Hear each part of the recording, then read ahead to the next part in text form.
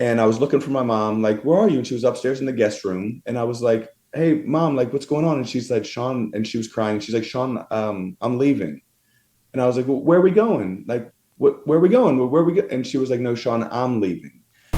So I started drinking and smoking weed at about 13 years old.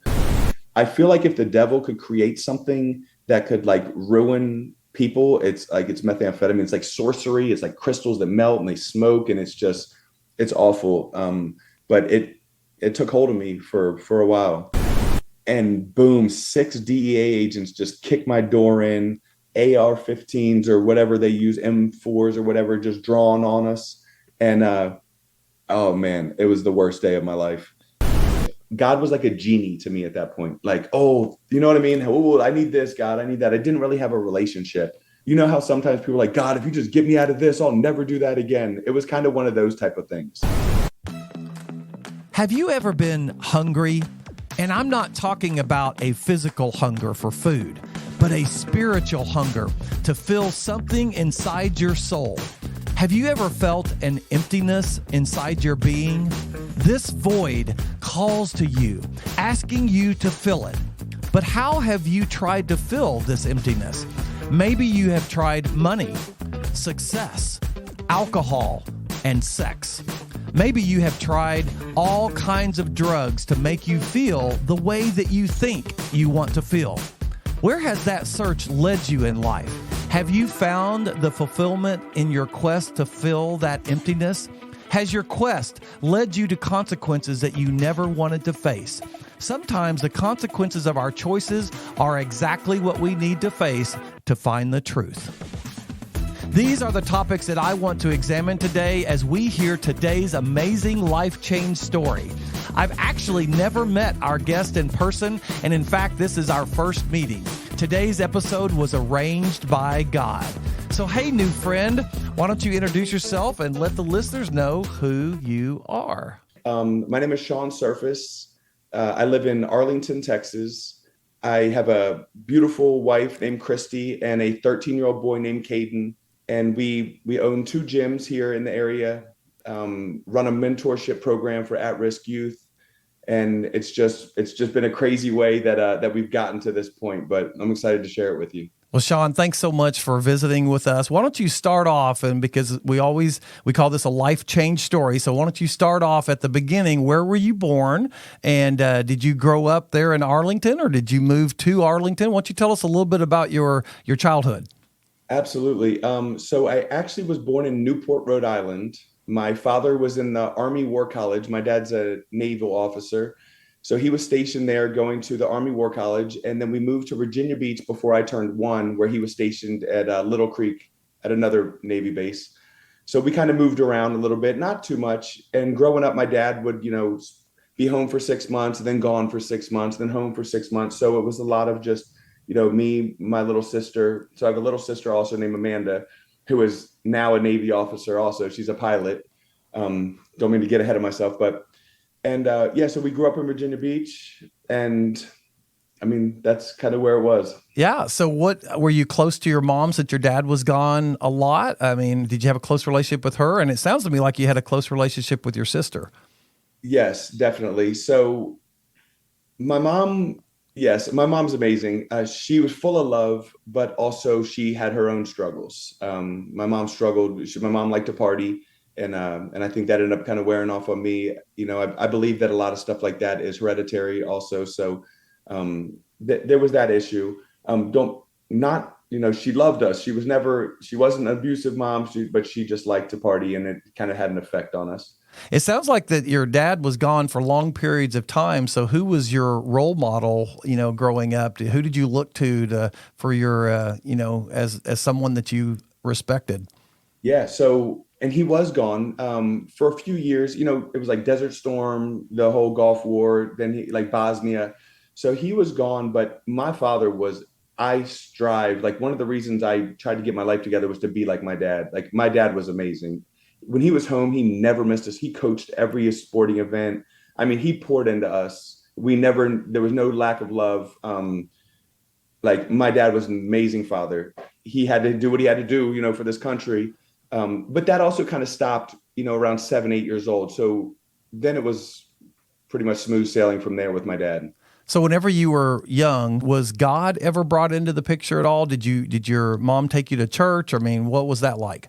So I'm glad that it's going to go in this direction because my it was more of my grandmother. My grandmother was like the walking representation of Jesus, and it ended up coming back into my life as I got older. I mean, me and my grandmother just kind of latched. Me and my grandmother were very close, and we would go to church. I mean, I remember delivering Meals on Wheels with her Monday through Friday. I mean, we would go. She just served. She was a retired teacher, and her life was just serving for Jesus anywhere. I mean, at the church, she was the one that would show up at the hospital when people in church were. I mean, and I got to watch that, and I got to watch that modeled, and it had a huge impact on my life. Did you progress in the same town, or did you guys move around as you were growing up? Yeah, so we moved around a couple of times. We moved. So my dad was from Philadelphia. We were in Virginia Beach.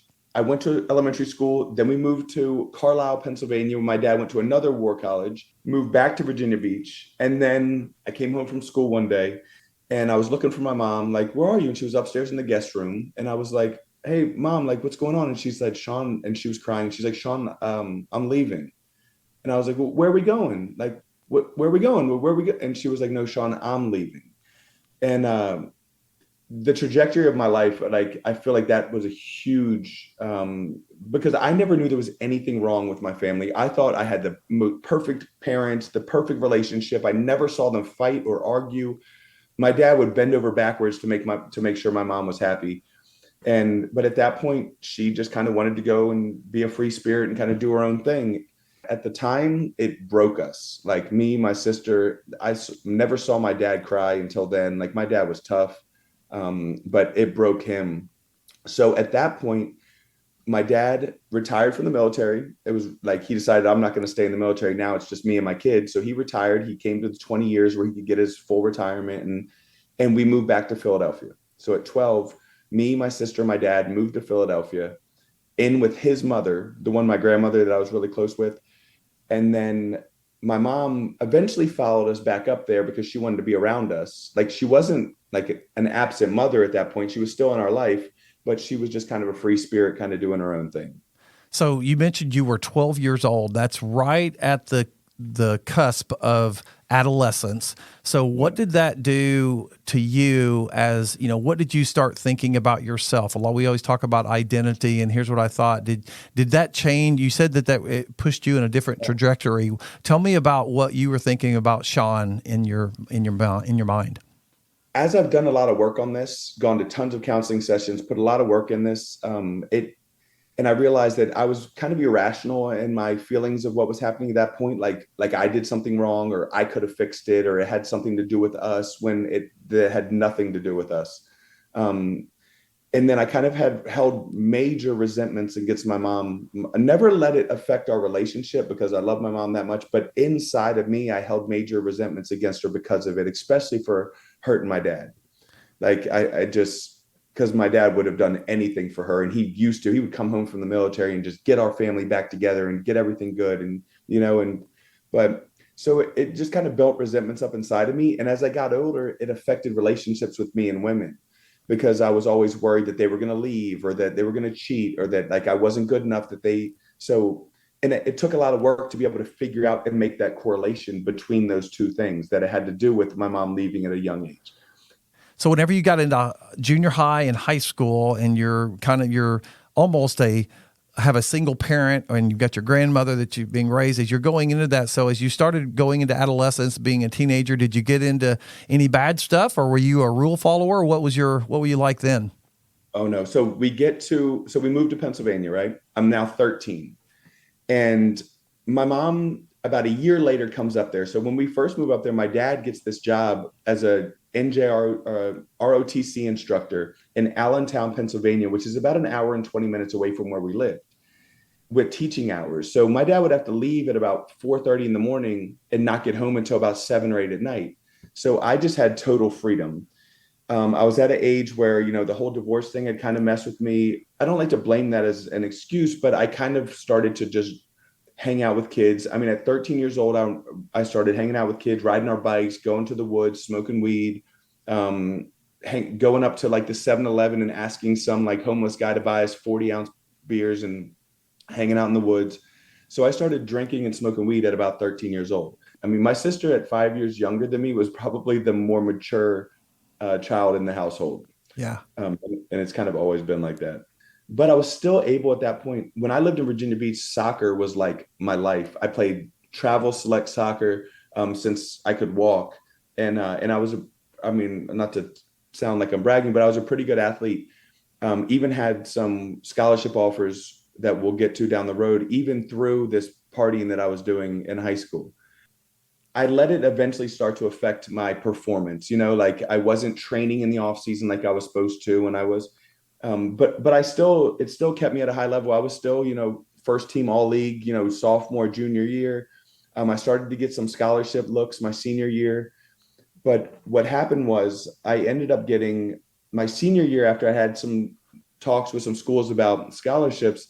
I ended up getting arrested um, with a decent amount of marijuana and getting kicked off the team and losing all those scholarship offers. Mm. So it definitely ended up catching up with me. So how old were you whenever you got arrested? 17, but I was tried as a minor and it ended up coming off of my record. Okay. And then ended up going to like a Division II school, and not even like, I played intramural soccer, played some like indoor soccer, but I didn't play for real. So my first year of I went to Bloomsburg University, which is like a smaller school, a state school.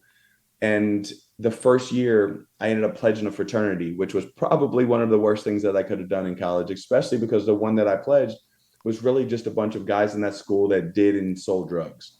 So that's the point where I started using cocaine, right? So I'm 20, 19 years old. And I've always been the type of person, like even when with just the weed, that any drugs that I was using, I sold it. It wasn't really necessarily for the money. It was more for like to be able to afford the drugs. And then also I realized down the road that I kind of liked the way selling drugs made me feel. It kind of filled like a void inside of me. It made me feel like the man. It made me feel important. It was almost like an insecurity that it kind of like helped me get around. So was it difficult with your classes? Or how were your grades during that time? So I think I passed my first semester, and from then on, I failed everything. Within a year and a half, I was failed out of college, living on the couch at the frat house, just selling drugs and not even going to school. Wow. A couple of my brothers from the fraternity were looking to get some weed. So I was like, well, I have a connect down in Philly. We could drive down there and I can go get us some. So it was me and my three black friends, three African American buddies. And we drove down to Philadelphia. We were driving back. They had me drive the car. The car overheated and blew up. So we're on the side of the highway on our way back from Philadelphia. A state trooper pulls up, pulls us all out of the car and starts pulling us one by one, to talk to us. I was the last one that he talked to. He comes up to me and says, okay, so I just want to let you know that this is what happened. You had no idea what was going on. They used you to drive down to Philadelphia, and like I'm telling you right now, you did not know what they were doing. And I was like, okay, I knew nothing. And he took me home and dropped me off. Wow. I didn't realize it until years later what actually happened there. So he drops me off back at the frat house. And immediately I call my mom and say, my mom's in Texas. So about the time that I went to college, my mom and my little sister moved to Texas. Okay. My dad got remarried. I mean, everyone's on good standings at that point, but so I call my mom from college and say, Mom, this just happened. And I think that when they get to the police station, they're going to tell that it was me that had to connect and did everything. And I think they're going to come get me. Mom, can I come live with you? Like, can I get out of here? So she says yes. She buys me a Greyhound bus ticket because she wasn't going to fly me down there. So after like a 5-day bus trip, I'm now in Texas with my mom. So I got a job at a little bar waiting tables. It didn't take me but the first weekend to find people that were doing drugs again, because you can change your location all you want, but if you don't change what's going on up here, we're going to attract the same things, right? So about a month into that, my mom's like, no, this is not what I moved you down here for. So she was like, I think you should join the military. And I said, you know what? I'm all for it. Let's go. So I enlisted in the Marine Corps. Literally within like 3 weeks, I was shipped off to Camp Pendleton or MCRD San Diego, where you go to boot camp out there if you're a Marine. Finished boot camp as a squad leader.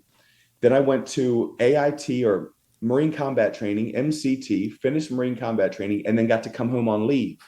Came home on leave and went to a party and did drugs, went back to report and failed a drug test. And I fought it. I tried to stay in, but I ended up getting discharged from the military with an other than honorable discharge.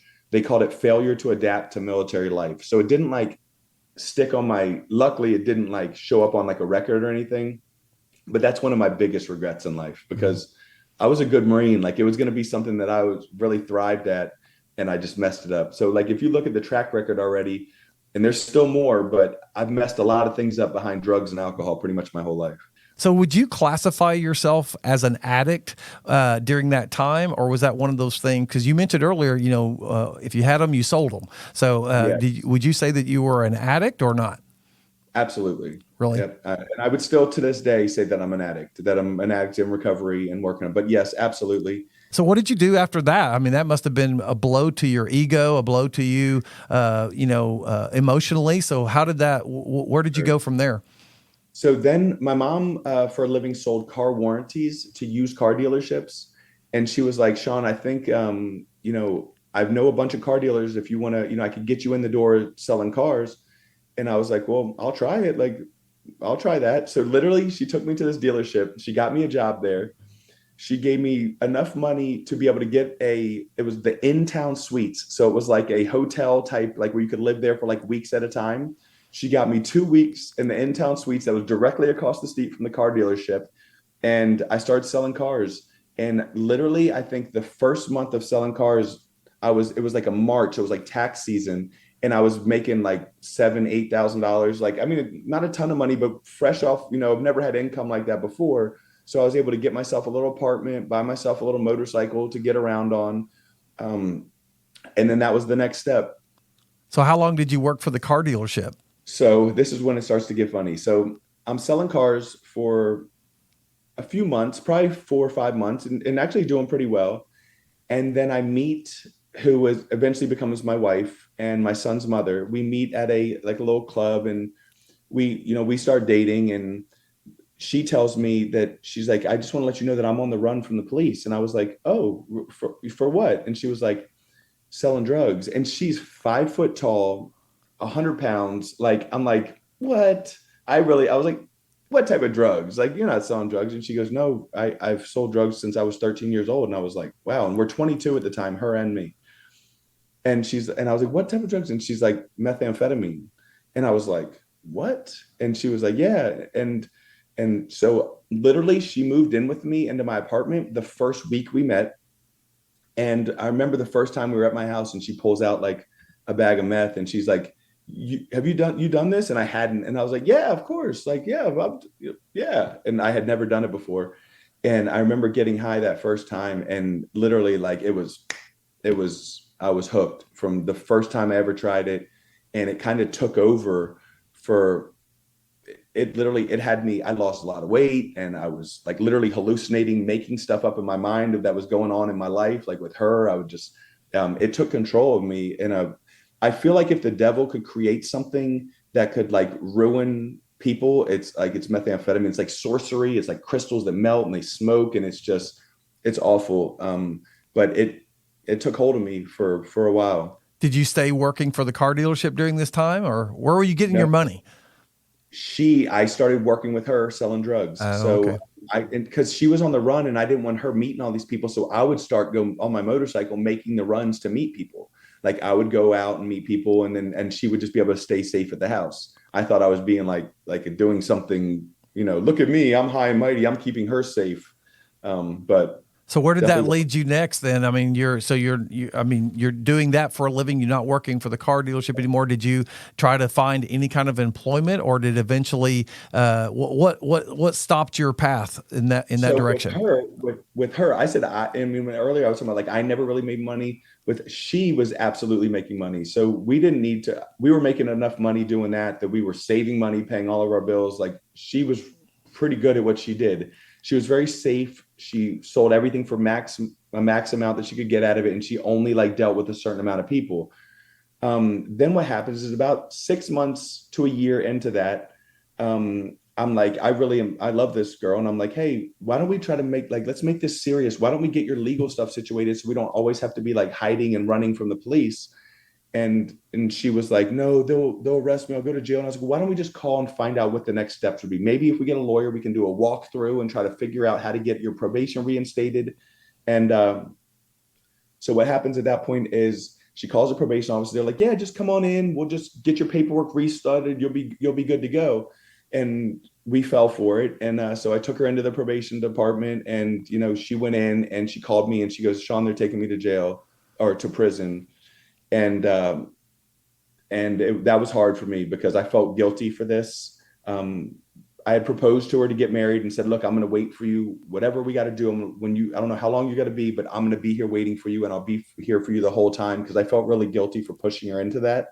Although it was the right thing to do anyway, to get her life going in the right direction. But so at that point, she gets sentenced to this program called Safe Peace, substance abuse felony program. It's about a 9-month program with a 3-month aftercare thing. So she's going to be gone for a whole year.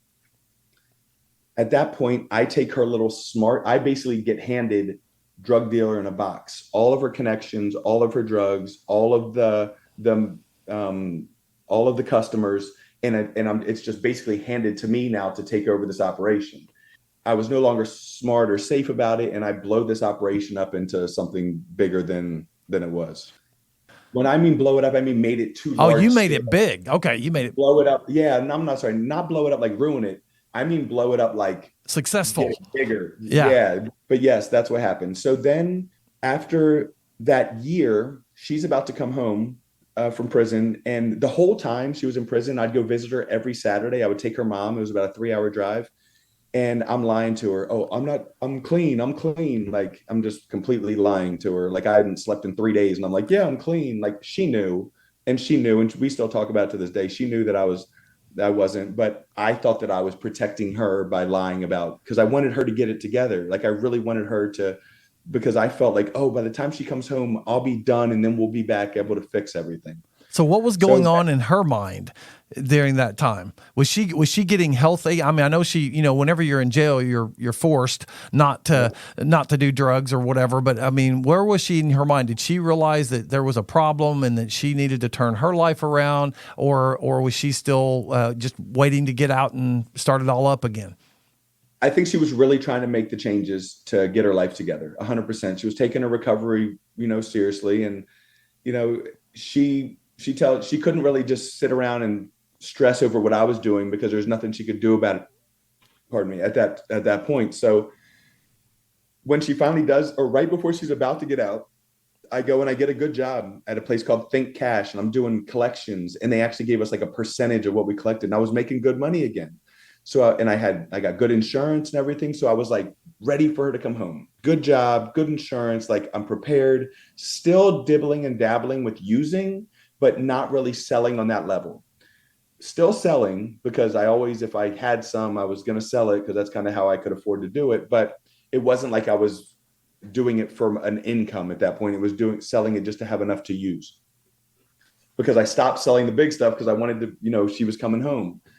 So at that point, she comes home and we're together for a few months, and she gets pregnant with our first kid, or with our only kid. And the right thing to do in my mind, the way I was raised, and is, okay, I'm going to marry you. Like, it's, I asked her to marry me, and so we get married. Now she has my insurance. We have good insurance. We have our kid, and after Caden is born, my son Caden, we both relapse, and she ends up going back to prison because she was on parole. So when Caden is like a couple months old, Mallory relapses or fails a drug test for parole, and she gets sent back to prison.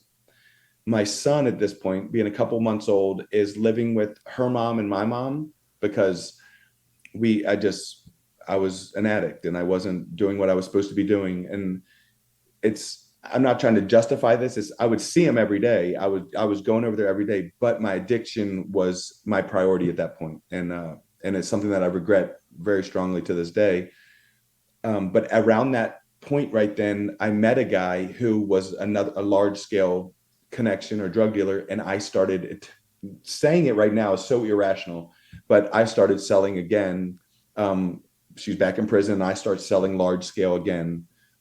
With my son being, it's such a regret, and it sounds so horrible to say, but I put selling drugs over my son for the first, few months of his life. I'd say when my son was about 6 months old, um, I go over to my connect's house to go re-up and get some more products, and I get pulled over by a DEA agent. Okay, there's a DEA agent and four cop cars pull me over, and they ransack my truck, and they're not able to find anything because I had like a compartment built into my truck. And I'm thinking to myself, oh, I got away, Well, they bring a dog, and that dog was not, that dog clawed at that compartment until they dug it open with a crowbar and they found the drugs. And here was another thank you, God moment. They actually gave me a business card of this female DEA agent, and they said, call this number. If you call this lady, we'll let you go. And I was like, I'll call her. Heck yeah, give me that card. I'll call her. Sweet. I'll call her tomorrow. And they're like, okay, make sure you call that number. So they actually took a picture of me, the drugs, my driver's license in front of my truck, and gave me the card. And they said, get the heck out of here. So I was like, what? I said, oh my God, I'm literally driving home, and I'm like, thank you, God. I take the card and I throw it out the window. Huge mistake. I take the card, I throw it out the window, and I drive home. From that day, I did not sell any more drugs. From that day on, I was done. I was like, oh my God, I cannot believe I just got away with this. I believed in God, but at that point, I didn't have the relationship. God was like a genie to me at that point. Like, oh, you know what I mean? Oh, I need this, God, I need that. I didn't really have a relationship. I definitely believed in God, and I believed in Jesus. And as I look back, I can see all the times that he was there with me, keeping me safe and protecting me through a lot of things that I've been through. But I wouldn't say yet that I had a full relationship. That was more of a just like, how sometimes people are like, God, if you just get me out of this, I'll never do that again. It was kind of one of those type of things. Okay.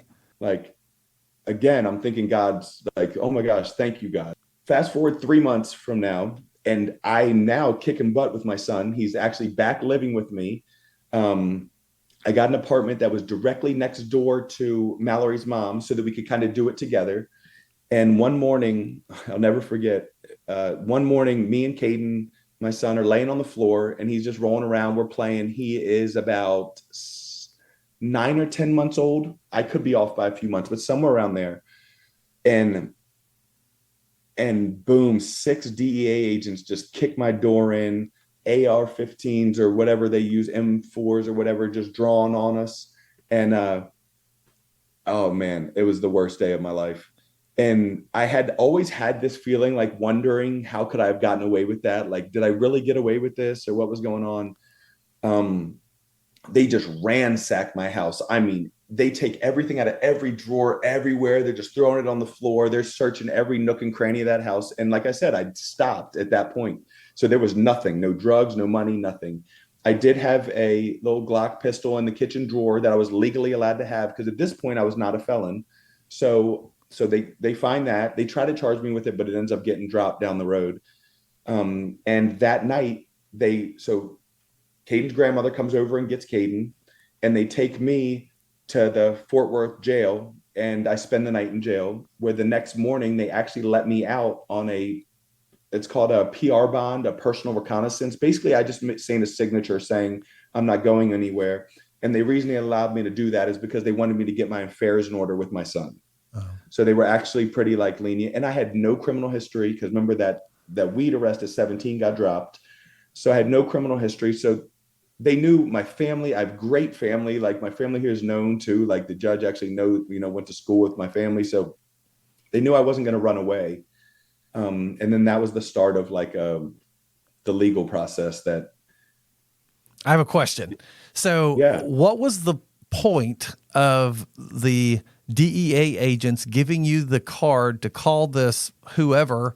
Yeah, I mean, what would have happened if you had called this person? I mean, what was their plan? Were they trying to reach someone higher up in the drug? Were they going to, give you a plea deal? I mean, where you say, hey, I'll tell on someone if, is that what they were doing? I mean, 100%. They wanted me to work for them. Okay. And if I would have done that, I still have mixed feelings about it. I'm kind of thankful that I didn't go that route because I wouldn't want to have to like worry. The cartels are where all those drugs are coming from. And though I wasn't directly getting it from the cartels, if I would have told on the guy ahead of me who told on the cartels, then my family's at risk. And those guys are not friendly, nice people. So I would have gotten out of trouble, but at the same time, I would have had to live the rest of my life worried about, who was coming after me or my family or, you know what I mean? So I think that I ended up doing my own time. I ended up getting no sentence reduction for helping the authorities at all.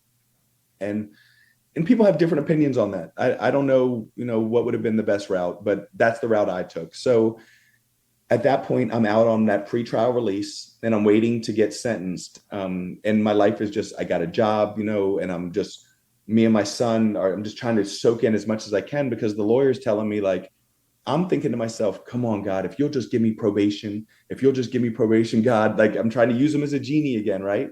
And this is where I really actually started to form a relationship with him rather than just because I'm trying to use him as a genie right now. I'm like, God, just come on. And I'm in my Bible and I'm actually learning about how it all works.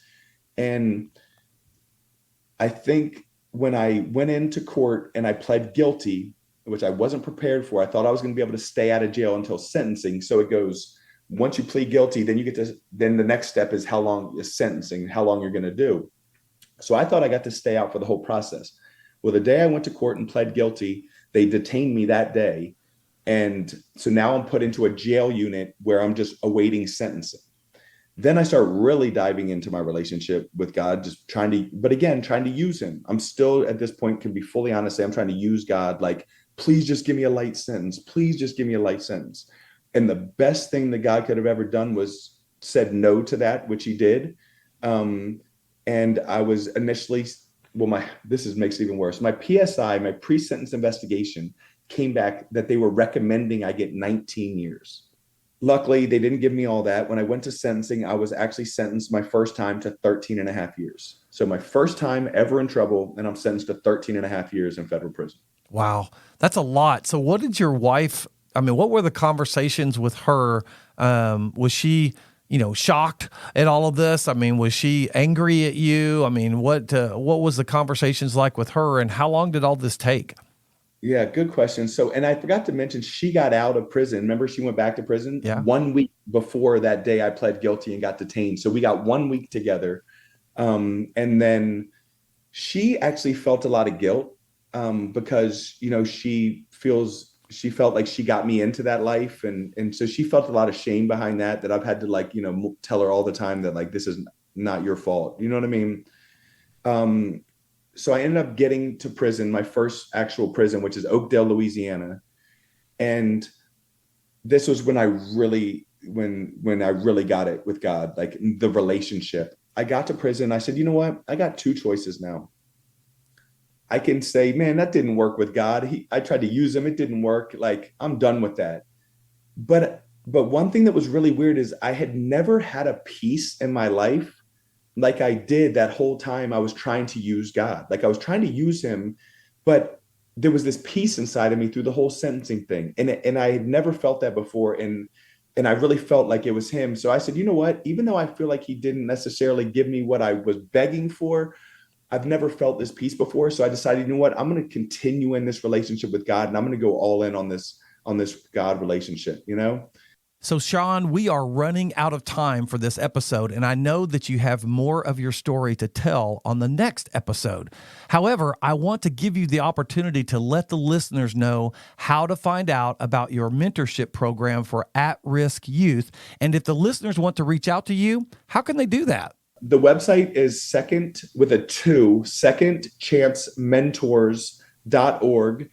We keep up to date with what we're going on. And if people are, willing to, pour into our cause, you can do it through there. So that's really cool. And then my name is Shawn, Shawn, last name Surface, Serfass. I know it's strange. So Facebook or Instagram is at Shawn, the number 2, Second Chance. We do a lot of stuff on Instagram, and thank you for allowing me to share that because connecting with people is really special to me. And I love getting what we're doing out. Okay, Shawn, last question.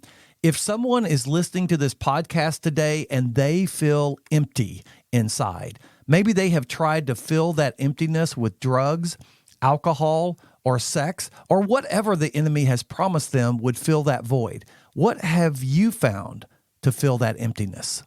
I love that. I'd say the biggest thing is, and I don't get me wrong, I still struggle with this. So I'm not perfect, but he's taken a lot of it from me and I'm continuing to pour into it.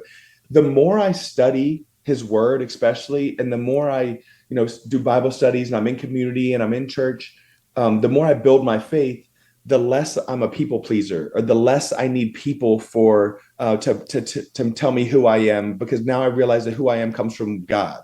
In my whole life, the reason I got into drugs and the selling drugs was because I was so empty and I had this huge hole inside of me that I was trying to fill with other people's opinions of me. So once I realized that, you know what, God made me perfect for how he wants me and what he wants me to do, that hole filled up and I didn't need to impress everybody as much. I'm not perfect yet. I still struggle with it. I still like people to like me and I still let that kind of consume me sometimes, but I'm way better than I was. Thanks, Shawn, for sharing the first part of your story with us. In the next episode, Shawn will tell us about his years in federal prison and how God is using him today despite his past. Hey, if you are listening today and you feel an emptiness inside of you, maybe you have tried to fill that void using the things that the enemy promises will fulfill your life. He is a liar, and his path leads to destruction. However, God is waiting ever so patiently for you to surrender to him. God's path leads to life and peace. God loves you and he can change your life. However, if nothing changes, nothing changes. See you next time.